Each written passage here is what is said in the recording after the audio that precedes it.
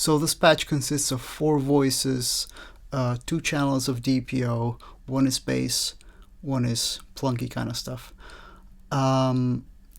Mutable instrument rings for the harmonic content, and then the noise engineering BIA for the melody, for the main line.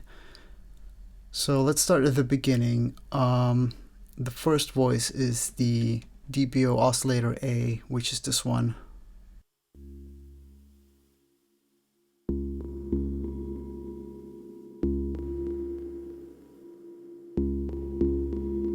Okay, so what's actually going on here? The mutable instruments marbles is the main clock. Okay, so you see that the output, the first output of the marbles goes into the channel 1 of maths, which then opens up the Optimix channel 1, which is the first oscillator, this one. Sorry, actually this one, DPO, because you can see here. I can change the timbre there. So that's channel 1. So this is the first, and then the pitch is being sequenced by the pressure points, actually. Okay, so I have 4 stages here.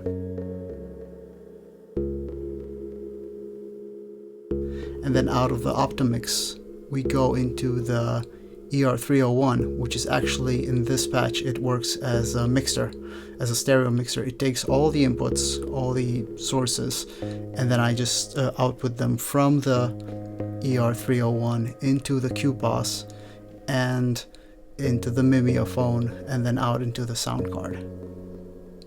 Now I don't modulate anything or any parameters on this voice, just the pitch, and then the QPOS and the mimeophone do the filtering and the delay and reverb. So there is no external processing here. Okay, then the second voice.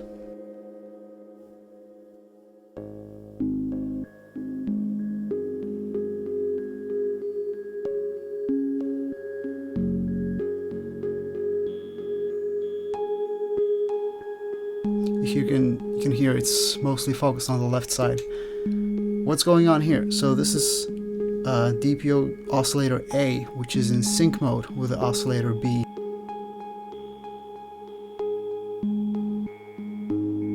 And what's happening here is I have a sine output out, and then the 4th channel of maths controlling the Optimix for that one.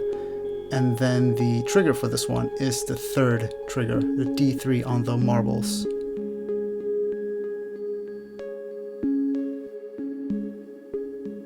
So I can control the decay here, I can control the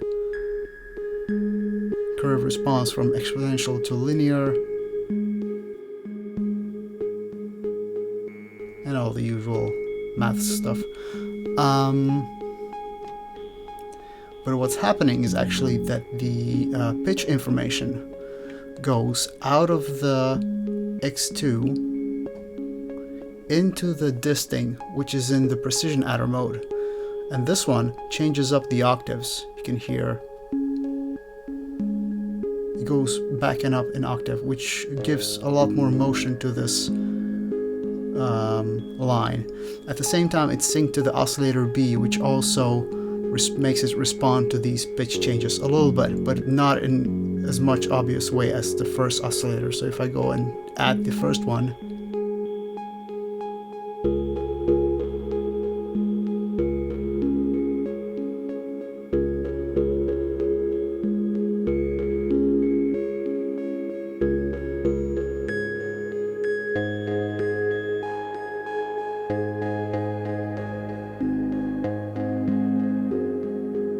you can hear the difference here.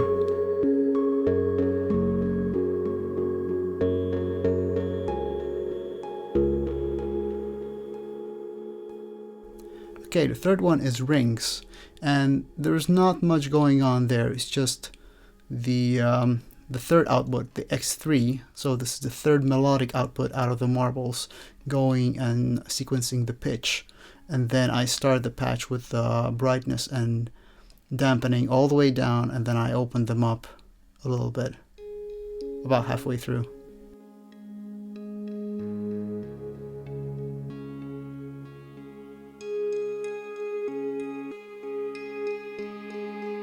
So these pitches and these ones are not the same.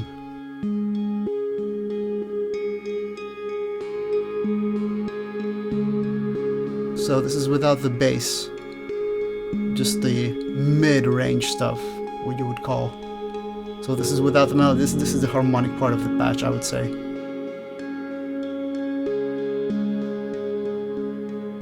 And what I'm doing here with rings is I'm actually sequencing the pitch with marbles, but I'm also sequencing the structure with Renee here. And what Renee is structuring is the structure position, which changes the notes that are being added to the harmonics.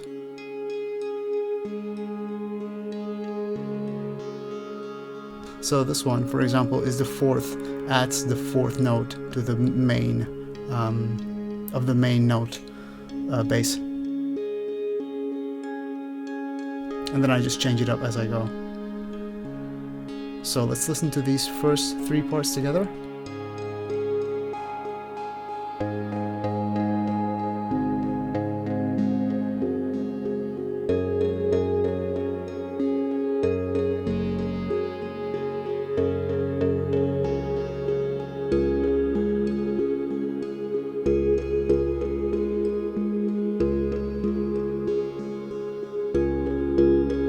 And just for a second, let's hear this without the delay, without the mimeophone.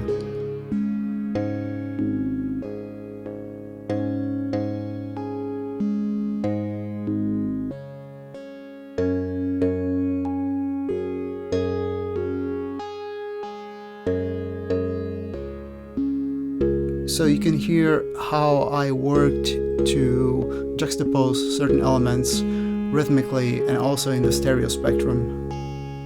Let's add the mimeophone back.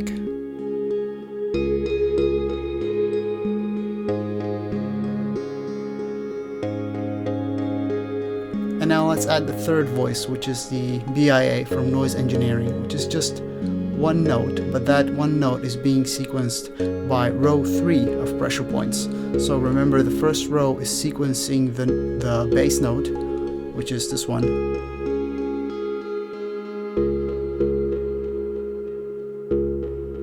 One, and now let's add the main voice. I'll just unmute it here.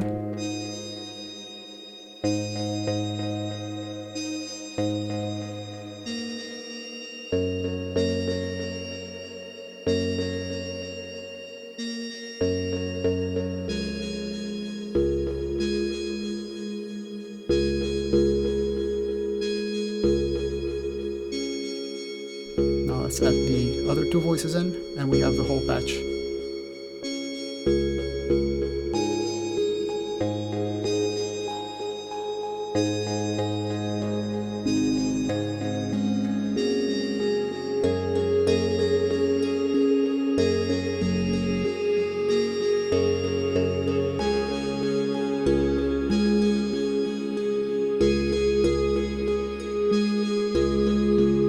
At this point, it's basically playing by itself, because the bass notes and these changes, some of these changes are controlled by the tempi here.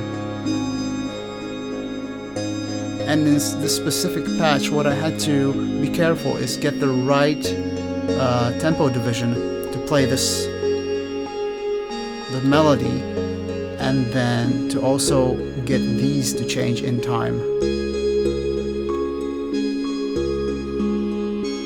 And you can see Renee and the pressure points are changing at the same time, so they are in sync. And this is the channel 3 of the tempi here. Okay, so what I have going on as well is the IntelliGel Planner 2 here that is controlling a couple of things. So I'm using it in the X and Y output, and I'm using the X and Y output to control two things. One, or actually three. One is the panning for a couple of these voices. So I have the 301 set up in a way where I can pan these different sound sources, left or right.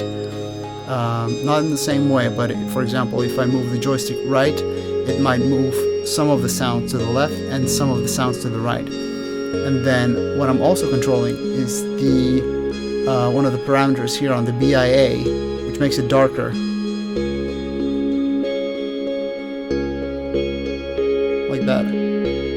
Makes it a little bit darker, so it's not as bright. So I can, during the patch, I can come down and I can bring it back up.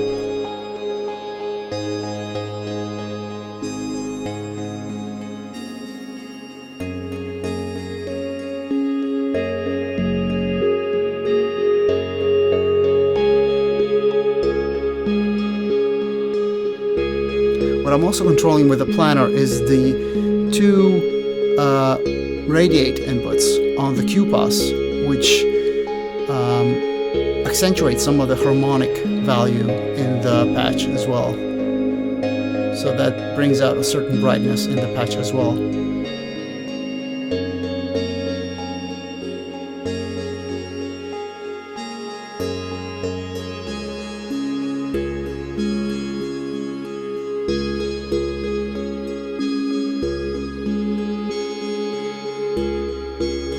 And that's it. That's the whole patch. So I hope you enjoyed this little view. Let me know if you have any questions or if you would like to see more videos like this in the future. Thanks.